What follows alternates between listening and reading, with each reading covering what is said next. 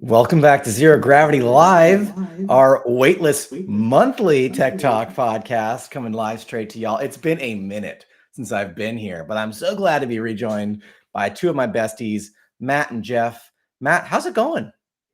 It's going good, Anthony. You know, coming back from our sales kickoff last week in beautiful, sunny Scottsdale, Arizona. You know, it's funny. I've only been out west twice to Arizona, once in August and this time in January. And I tell you what, I take January climate any day of the week over August.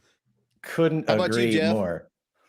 Well, since I got back and it's now going to be apparently minus 40 Celsius with a wind chill, Arizona was balmy and tropical. So, yeah, I kind of wish my flight was delayed.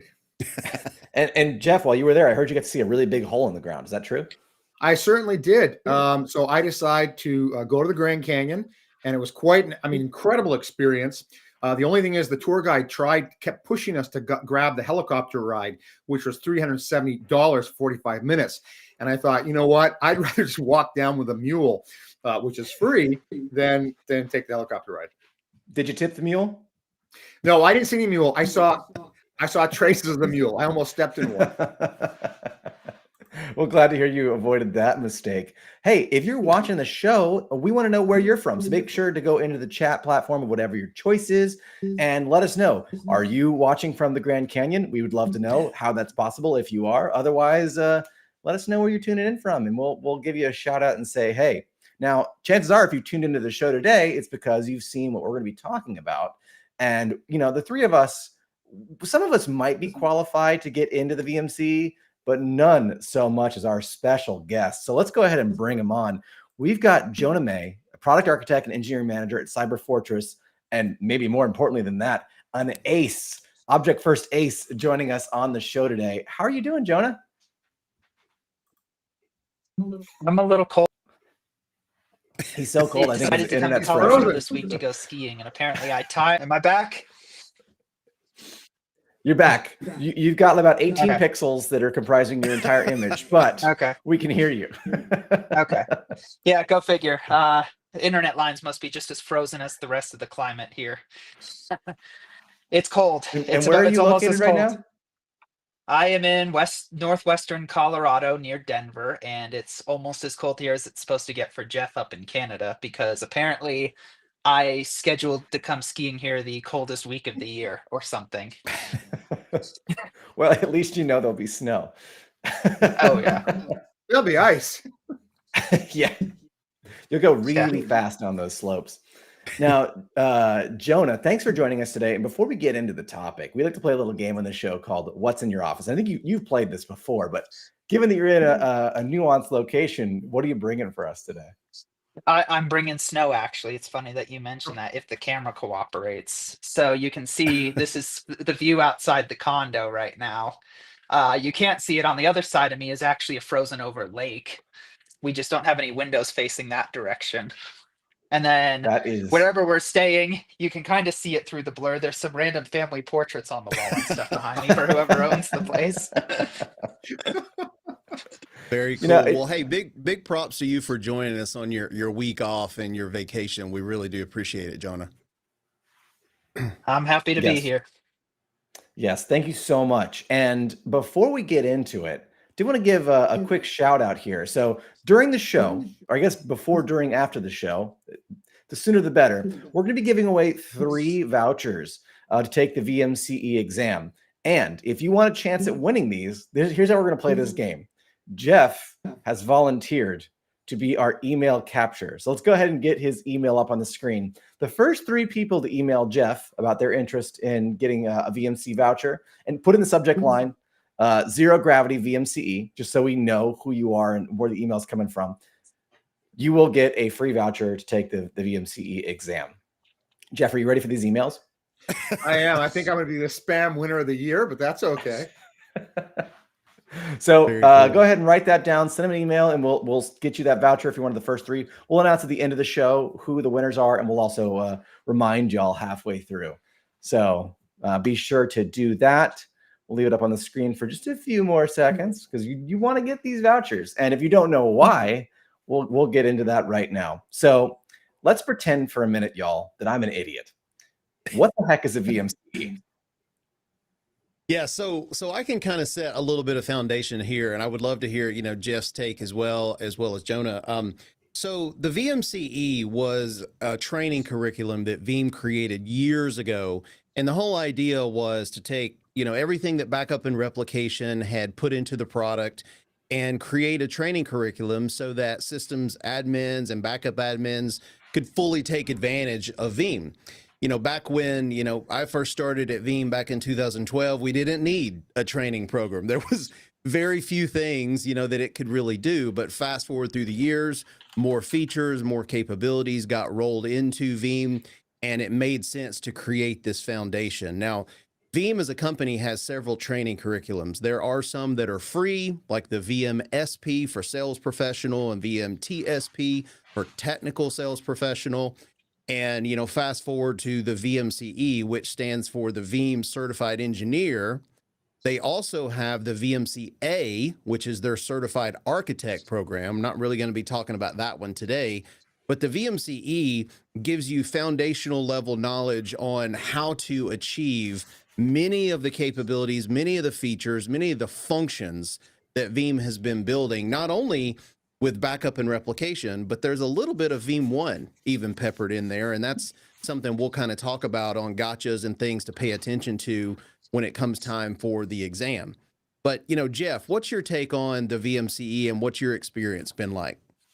Well, my first experience with it was when I was working for a service provider and a customer said, well, I had somebody who's a Veeam certified engineer tell me this, and this is pre 2015. Because I didn't know it existed. And so I immediately said to my boss, hey, you know what? I better become a VMC. And guess what? There's a discount in Las Vegas. So that was very convenient. Yeah, so it's a really good exam. It's a tough exam. For me, the most important thing was this. When you're working with Veeam, you're generally working with only a specific area because you don't have every technology in the world. So what the VMC allows you to do is to spread your knowledge across things, and you never know when you might, you know, find something new, some new technology, whatnot. Company might acquire something or whatnot. So my take, it's extremely valuable because it's going to round out your knowledge. Obviously, experience is very, very important, but this really helps you solidify your knowledge. Mm-hmm. Yeah, it's also the point you made, Jeff. It's also industry recognized now. I mean, obviously, when it was new, to your point, like, what's this VMCE thing? But now you mentioned VMCE, and I would say 8 out of 10 people automatically know what that is. They know that it's synonymous with Veeam, and it does carry a certain degree of, you know, industry knowledge and credibility, you know, once people have gone through and passed it. Because like you said, it's not a simple exam. Fun fact, I was actually on part of the team that created some of the exam questions before I left Veeam. So, you know, we really had to put some thought into how these questions would be asked to really try to gauge knowledge, you know, to make sure that the people got the concepts. They didn't just do an exam cram and study questions and go in there and pass. The whole point is to make sure that when they're behind the chair using Veeam, they can actually perform some of these actions. So how about you, Jonah? What's your experience been with it? My experience with it is kind of how Jeff started, you know, all in the service provider world. So I earned it way back in the day, not quite as far back as Jeff, but I think 2019 with the 9.5 update 4 refresh, in part to help my service provider keep their partner status, because for the higher partner levels, there is a minimum requirement of a certain number of VMSPs, VMCEs, and VMCAs. I know for sure platinum. I've only worked at platinum providers, so I can't really speak to gold or silver. And to me, I've always kind of phrased it as, you know, the VMCE is the exam that teaches you just enough to be dangerous with Veeam. You get a great conceptual understanding of how it works, how all the components interact. But until you kind of do a deeper dive yourself into some of the other areas that you're interested in, or go through something like the VMCA or some of the newer courses coming out, like the Recovery Orchestrator one, you maybe don't understand how things function under the hood as well as you could. But I think part of the challenge with that has been, of course, Veeam has added a lot of capability over the years. And at least in my experience in the last 5 years, we keep adding new product features, but they haven't necessarily made the classes or exam longer. So they have to fit a lot more and more in the fire hose instead of Yeah. making it a larger pipe, splitting up the exam or making the exam longer. Yeah, and Jonah, to that point, I remember when the VMCE not only contained all the fundamentals like you're talking about, but also contained sizing.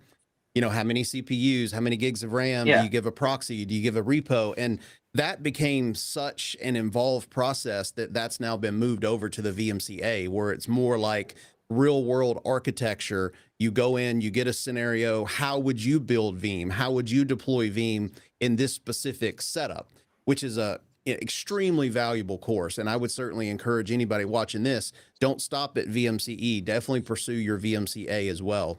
But for the VMCE now, you're right. There's so much. You've got agents that were, added later. You've got Veeam 1 capabilities that were added in. Backup and replication's not slowing down with innovation that they've got. So you've got to get all this stuff in, to your point, the same curriculum.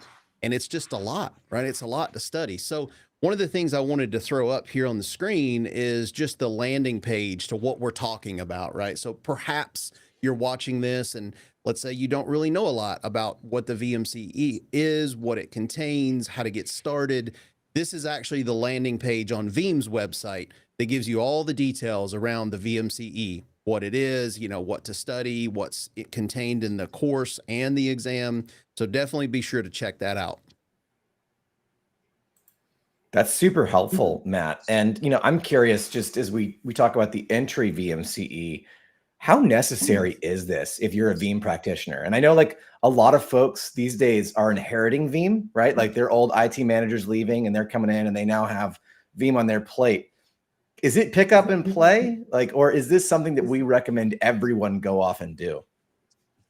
I think it really depends on the level of which you're involved with using Veeam in your company, right? I mean, I would say the VMCE is very much a good pick up an existing environment, learn how components connect, maybe make some optimizations to it. But it's really kind of, as Matt alluded to, not until you get into the VMCA where you're doing a full end-to-end architecture and design of an entire environment for best practices. And the thing about the VMC ENA is, I mean, they refresh it basically yearly at this point, and it's always evolving. So if you're a dedicated Veeam engineer and that's kind of just what you do in your company, the VMCE is great for you, or if you're wanting to learn more about Veeam. But at the same time, something I've always talked about with customers on the service provider side is it can just be really hard to keep up with all the bits and pieces Veeam is constantly changing. I mean, even when you look at like a 12.2 release or 12.3 release, the what's new guide for just Veeam backup and replication is typically 30 plus pages because they have over 200 new features or changes made to the product. And that's without getting into any of the agents or Veeam 1. So it almost kind of gets to a point where it's so cumbersome that you can keep up with it yourself, and that's an option. Or, at what point do you leverage the Veeam partner network and go to an accredited service partner or a cloud service provider where, they have dedicated staff and teams in their staff that constantly keep up with how Veeam works and play in it every day, 40 plus hours a week. Yeah. Yeah, that's a great call out because it is always changing. It's not like they quit innovating and the course is what it is, right? So that's why you get the refresh, typically yearly, like you're talking about. So it's definitely a very good certification to have under your belt. You can add it on your resume and your signatures. And like I said, it does carry some brand recognition, from the Veeam side of things. So Jeff, what have you seen as far as the VMCE and, things to pay attention to when you're prepping for the exam? Yeah, I just add quickly as well about why take the exam. As we know now, there's so many threats out there to your backup data protection that really the one area you don't want to, save money in is anything to do with data protection, including your ability to perform it. Because you can have a great product, but if you don't know how to use it, it's not going to be that great. As far as studying for it, so I've done a bunch of them. I kind of lost track. And so I did the 9, the 2020, the 2021, and then the 2022, and then 2023. So it's kind of a big blur. Very important to follow what you just put up, that link of the what's on the exam. And so what I generally would do was old school. I would actually copy out each section that they had in that exam guide and then go through it. I would actually also create my own flashcards And then I would rely on things like practice exams, especially Rasmus's, I think you're going to talk about, to find out where I have weaknesses. Now, his are a little bit, I don't want to say dated, because remember, Veeam has changed a lot and grown a lot, but the fundamentals are just being built upon. So certainly not a waste of time to go and do those. The main thing you've got to do is find out where you're weak. And the practice, from the point of view of the practice exam, is good too, because you also want to be in the situation. There's two dangers I see with exams. The first is you don't know anything, which obviously is not going to help you. The second is you go and you freak out, like nerves and whatnot. So you want to kind of train yourself to be ready for the exam. And the last thing I'll say about this, which is my cardinal rule, is never, ever, ever rely on exam dumps for two reasons. One, a lot of times they can be wrong. Two, you're basically cheating yourself, because when you get in front of the console, you will need to be able to perform Veeam replication and data protection. Yep.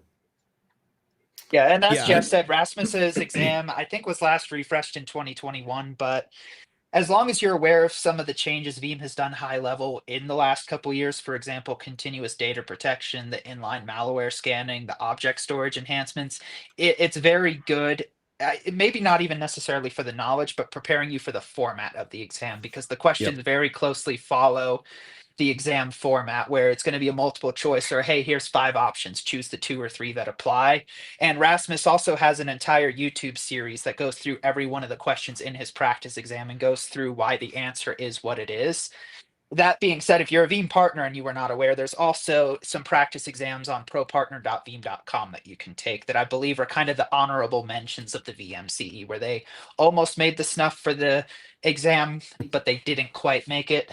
And just kind of building on Jeff saying, don't panic. I think it's good to, like I said, I think it's good to understand the format of the questions going in. And equally so, when I was in secondary school, I did, all of the AP and IB classes.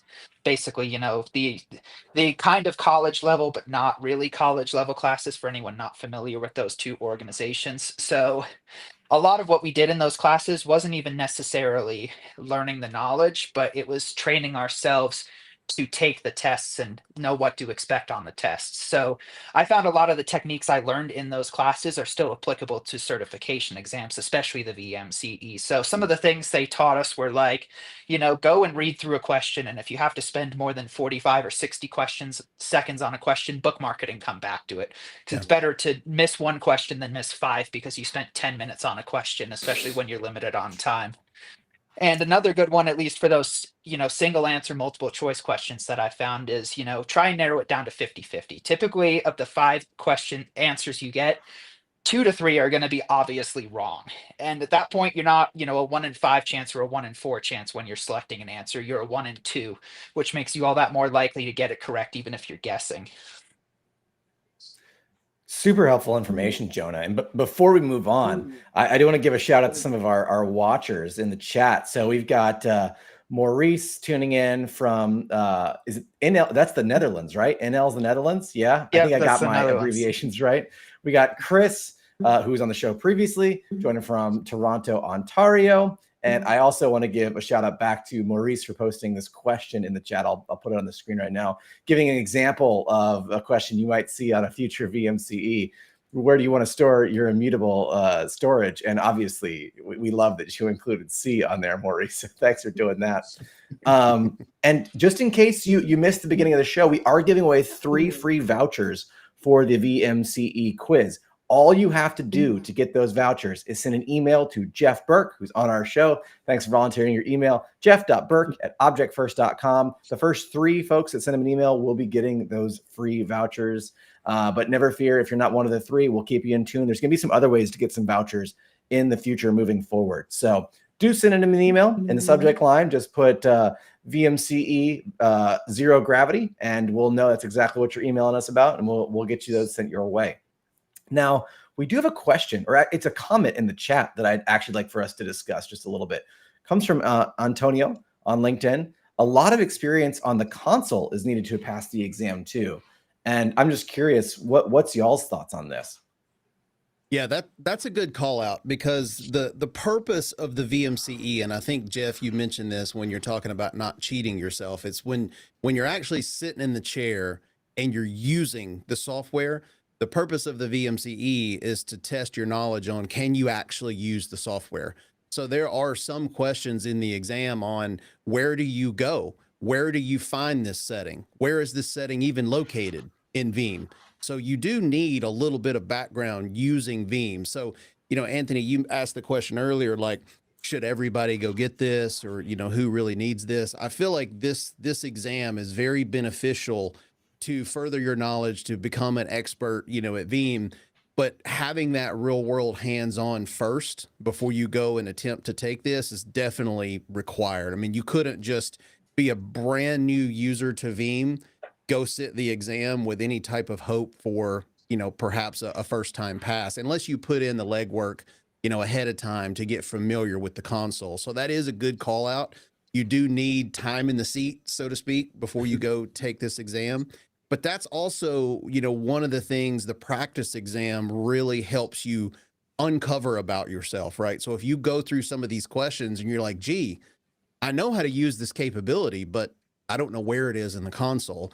That's kind of one of those eye openers, like Jeff mentioned. It shows you what you know and what you don't know, and what you then need to go study more of. And Rasmus's practice exam, I've used it in the past. And Jeff, don't we have something on our own site that we can talk about? Something, yep. And I also mentioned something else too. On the Veeam Community Hub, there are 2 areas where you can also get a lot of assistance. It's a great place to ask questions. There's a VMC study group led by Shane Wilford, and then there's a VMCA, just in case you're doing that, led by Joss Malibard. I can never pronounce the Dutch last names, but the Community Hub is also a great location to get information. Yeah, so we, in that vein, we here also have created a practice exam. In fact, we leveraged our ACEs to help us create some questions, and the idea is, we wanted to also create an exam experience. So this is one where you will go through to the end. You won't know your score until the end, and you'll be able to go back. So it'll be a situation like in the exam we talked about, where if you get a hard question, you can move forward and then always go back. Also, this will not be stagnant. We're going to keep changing these questions too, periodically, so that, you don't do it a million times and think you're ready to go. Yeah, and then something I do appreciate about this practice exam over some of the ones I've seen, at least through Veeam, is, Veeam loves to just give you a score and say, hey, this is what you got, at least in the pro partner ones. Something I appreciated us doing with this one is, when you go through the exam, it tells you what you got wrong, and it tells you why you got it wrong, typically with links to the Veeam user guide, so you can read more on that subject. Yeah, that's a really good point. And also, one thing I'd like to point out as well is that, and this I didn't want to forget, some of you have taken the exam before. Remember that you would get your result right away on the screen, so you'd be ready for that. So the last time I did the exam, I got nothing, and then the super panic came in. So I don't want anyone to have a heart attack. It turns out now you have to wait. If you're doing that on the proctored, you have to wait for an email, I believe. And in my case, I went to a exam center. I actually left the room, sweating, and went up to the receptionist, and then she had to print it out. And she wouldn't tell me. She printed it out and had this really stern look on her face and passed me a piece of paper. And I didn't have my glasses on. So I was like, I can't see what this is. So just be prepared for that. Did we simulate that experience as part of this practice No, exam, that Jeff? one was difficult. And the proctoring too. So for online, keep in mind, they'll ask you to put your camera under your desk, stick it on your head, take off your watch. So be ready for that, because the first time I went to a proctored exam during COVID, I just thought I'd sit down and do it. And then there was all this interrogation and, is there something in your ear? There was even one exam company, I think it was for Red Hat, where they had to have a separate camera on your keyboard. Yeah, I believe Yeah, it. so I a couple of weeks ago finished my undergrad in computer science through Western Governors, and their proctoring was Congratulations. similar. Thank you. I had to have my webcam on a tripod where they could see my monitor, my keyboard, and my hands on the keyboard at all times during the test. I don't believe Pearson is quite as strict with that, and Pearson is who Veeam uses for the VMCE. So, totally illegal. Pro tips: don't wear those glasses that give you the screens inside of them, right? You don't want to do that. That's wild. So, Jeff, I picked up on something you said. I'm curious. Maybe people aren't interested in taking the exam again, but how often should you be taking the VMCE? So this is a new change that's taking place. If you're a partner, they really want you to do it every 2 years. So Okay. as I understand it, your certification never expires. But I mean, if you're certified in something from 1980, unless it's like a medicine, and even so, you obviously want to renew it periodically. With Veeam constantly changing, constantly adding new powerful features, it really is in your own interest. And you've come to shows like this, you can win free vouchers. So it's not exactly a big expense as well. So if you haven't taken that exam in the last 2 years, and they definitely recommend it, I think we should bring up that email one more time, just so Jeff gets all the spam. Make sure to send Jeff Burke at objectfirst.com an email with the subject line VMCE 0 Gravity, so you can get your free voucher to take one of these. Because if you're behind, it sounds like you need to be taking this not just every 2 years. The first three. Yeah. Because I don't want to get 50 emails. But wait a minute, he said. Well, if we get 50 emails, then you have 50 new friends, Jeff. Just think of it that way. But yeah. Well, and building on what Jeff said, one of the good things about renewing it regularly is, unless it has changed in the last few months, because I haven't double checked, as long as you stay within the last 1 or 2 versions, you just can take the exam, and if you pass, you earn the latest VMCE. Versus if you let it lapse more than that 2 or 3 versions, you have to take the class all over again and pay that several $1,000 expense, unless you somehow get a discount somewhere. Or, send Jeff Burke an email. That's the that's the other way. So, and I'm curious, for those of y'all that have taken it multiple times, how much does it change year over year? Yeah, from my experience, we've talked about the revisions and refresh. A lot of the foundational stuff remains the same. So, when Veeam adds new innovations and new capabilities, you'll get bits and pieces of that added in. But, I feel like, Jeff and Jonah, you have probably taken it more recently than I've taken it. But from the times that I've taken it, there is so much of the base knowledge, the base foundational information that remains through the versions and through the revisions, because you have to assume, what if somebody hasn't taken it before, right? And this is their very first time taking it.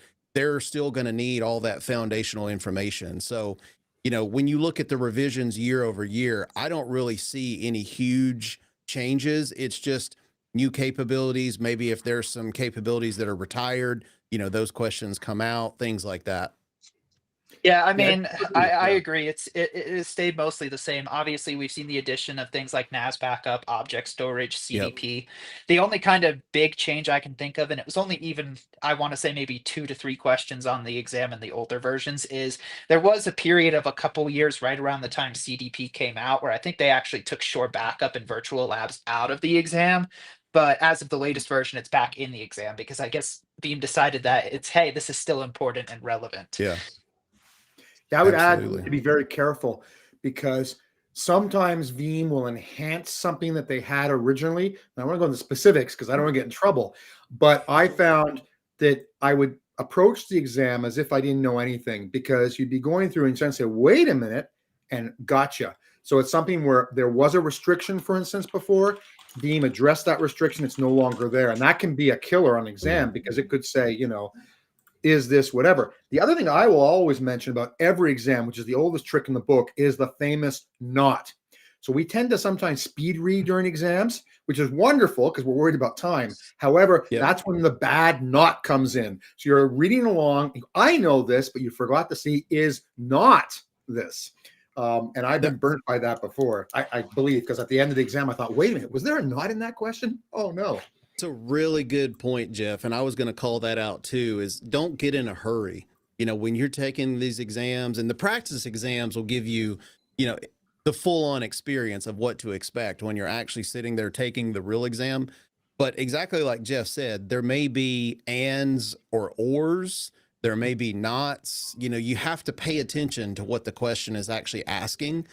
And then you also need to look, I think, Jonah, you made this point earlier, try to disqualify answers. If it's multiple choice, answers, if it's not A or C, okay, throw those out, and then pay attention to the other two, because they may be similar, but only one, of course, is the right answer. So don't get in a hurry is my best piece of advice. It is a timed exam, but it's timed in a manner that if you go through the thing methodically, you will not have any issues finishing on time. but don't get in a hurry. I love that advice. And I think we might have just lost Jonah for a second there. Yeah. Denver Mountain took him out. I do want to give a quick shout out. We had while we have you, while your internet's here, Jonah. Tracy, Object First owns Tracy Che, wrote in, late tuning in, but woo for Jonah. He answered my call when I was busy cabling a data center to help with my last minute question before my exam. So you're not just beloved by us, Jonah, but you have your own fan following out there as well. Maurice also suggested leave your Google glasses at home, Matt. So make sure you're not cheating. And we also have no Snapchat Ray-Bans in the test. That's right. That's right. And during this call, we got one of these, or during this presentation. Sorry to be late. I was doing the advanced technical professional, just passed. So we've got Nice. we got some real great activity going on here during our show. So I think we've pretty much covered the gamut of things. I think before we wrap, one more time, let's just show those QR codes and give a quick description of what they are, and then we can announce who our lucky winners are for the vouchers. So we've got our free VMCE practice exam. Scan that QR code, and you can take the exam created on our site by Jeff, Jonah, and the other aces who helped work on this. What else do we have? We have Rasmus's VMCE practice exam. We all know how deep in the details Rasmus goes. So this is a great one to take if you need a secondary or primary practice exam. And then we also have on this. Yeah, go ahead. Real quick on this one, Anthony, remember Jonah's point. So if you're going through Rasmus's exam and you'd like some context on why the question is C or why it's B, check out Rasmus's YouTube channel where he's got those videos. I think that's a really good asset. Good call out.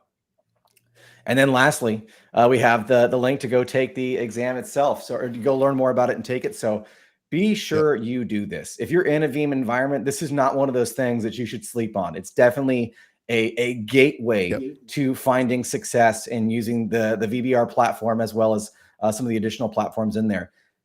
Any closing thoughts, y'all? We'll start with Matt, and then we'll wrap this thing. Yeah, I mean, I think this is an extremely beneficial thing to have as a technical professional who is around Veeam, right? If you're a backup admin, then I would absolutely encourage you to do this. And even if you just use Veeam periodically, this is very beneficial to the holistic understanding of everything that Veeam has, you know, from a backup and replication perspective, which also includes agents and NAS backup, like Jonah said, and a little bit of Veeam 1. So it kind of gives you the real solid foundational real world experience knowledge that you need to be a successful Veeam administrator. And it also prepares you for the VMCA, the architect class. So if you wanted to elevate it further and get more hands-on with, okay, I'm going into different customers' environments, let's say, and I need to have the knowledge on how to architect Veeam properly. This is foundational. The VMCA would be supplemental to really achieve that full breadth. So highly encourage anybody to go through it. You can take the practice exams as many times as you want. Be sure you go through those and you get comfortable with the exam format. Don't rush. Take your time, read the questions. Like Jeff said, pay attention to the verbiage, because there may be the double negative questions and such where you need to pay attention to that before you make your answer. So definitely take advantage of the resources like Anthony just summarized. Those are extremely valuable. And if you have any questions, reach out to Jeff Burke.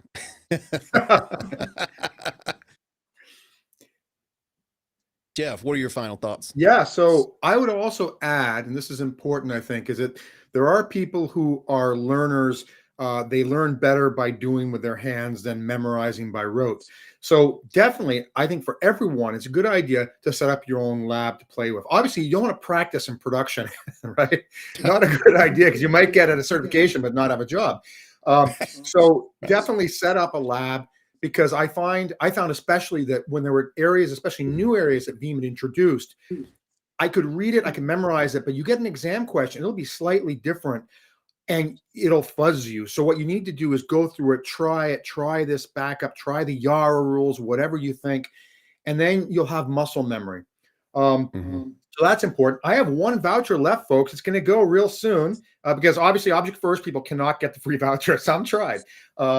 So Jeff Burke at Object First. There's one left, and that's my final thought on the VMC. Yeah, for me, I think this might be a little bit of a hot take because obviously this session is tips and tricks for the exam. But, we always talk about the exam and place the emphasis on the exam and the certification itself.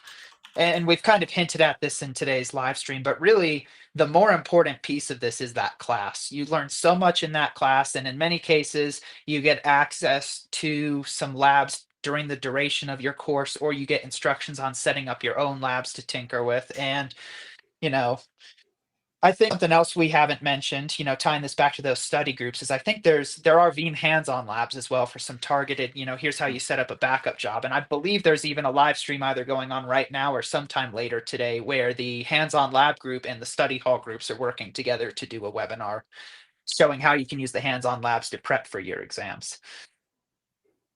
Go to Love the Veeam that. Community Hub to see that, by the way. Yes. All those type of things are on the Veeam Community Hub. Good shout outs there. You know what I'll add? I've never taken one of these, but I have taken a lot of tests. I'm a terrible test taker. Something that helps me out throughout my entire life is breathing.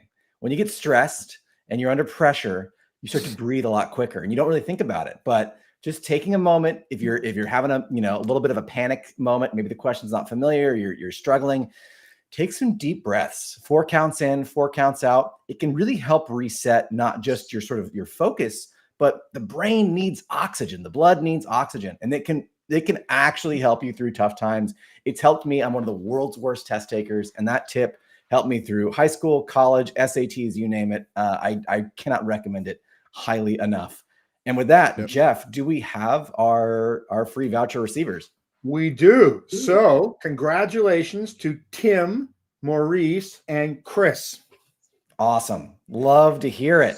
So y'all will be receiving the free vouchers very soon in your email. Thanks for sending it our way. And make sure to stay tuned to the Object First LinkedIn feed or wherever you pay attention to Object First material, your email, if you signed up for notifications. There'll be more ways to get some of these vouchers in the future, as well as if you haven't taken our practice exam, we'll be sending that your way as well. So stay tuned for that. Thank you again to Jonah for joining us on the show today. We love having you on here. We're going to have you back as much as we can. So don't go anywhere. Being here. It's always a pleasure. Well, thank you. We love having you here. Thanks as always to Matt and Jeff for bringing the energy and bringing all the information on the VMCE. I know I found it super valuable. And thank you to our viewers for tuning in and playing along with us.